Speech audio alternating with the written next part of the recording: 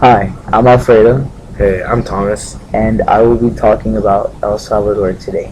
and I'll be teaching y'all about Japan.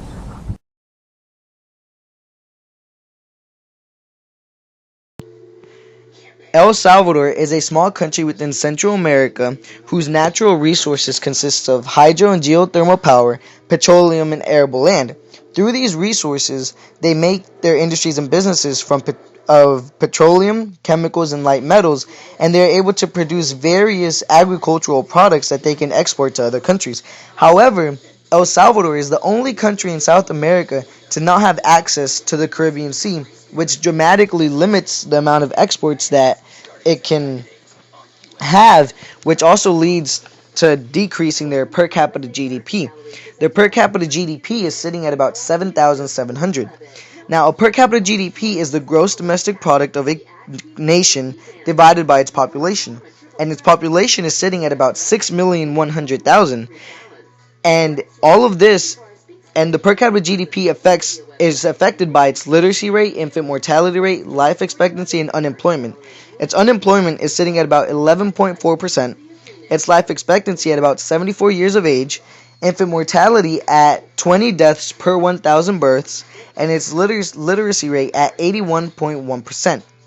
All these factors in El Salvador reflect a low standard of living. If they wanted to reflect a high standard of living, the percentages would be much better as that of Japan. Japan has a per capita GDP of 31,000. That is reflecting a high standard of living.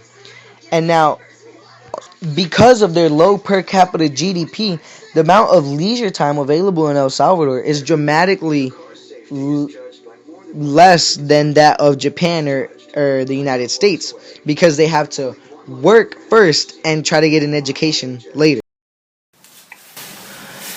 Japan is a country in East Asia which features dozens of islands in the capital Tokyo. They run on a market economy, and their big industries are electronics and automobiles. Since Japan is an island, few natural resources are available, so they mostly import a lot of natural stuff from other countries.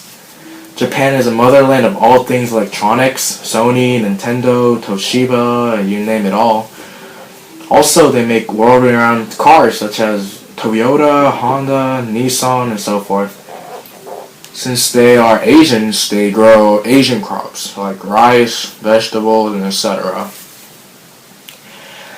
Because of the enrichment of technology, Japan's GDP stands at $4.6 trillion and a per capita GDP of $36,200. Now, that's pretty darn good. Low unemployment rates and very excellent literacy rate of 99%, and also low infant mortality rate triggers that Japan is a very wealthy and developed nation.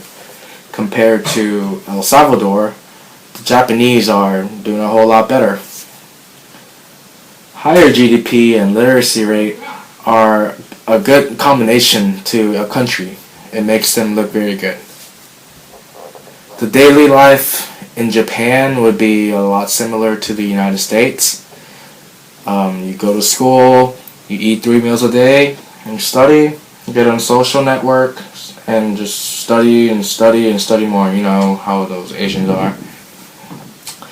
It's different from El Salvador because some of them don't get as much opportunities compared to other countries, and they have less leisure time and technology.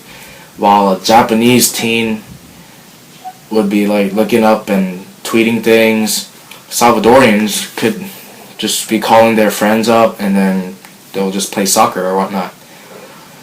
Poverty in Japan? Well, they're a lot similar to the United States with all the government aid and programs to help the poor. This is all possible because of the GDP and the money made by the citizens. I hope y'all learned a lot from us. See you next time, I guess.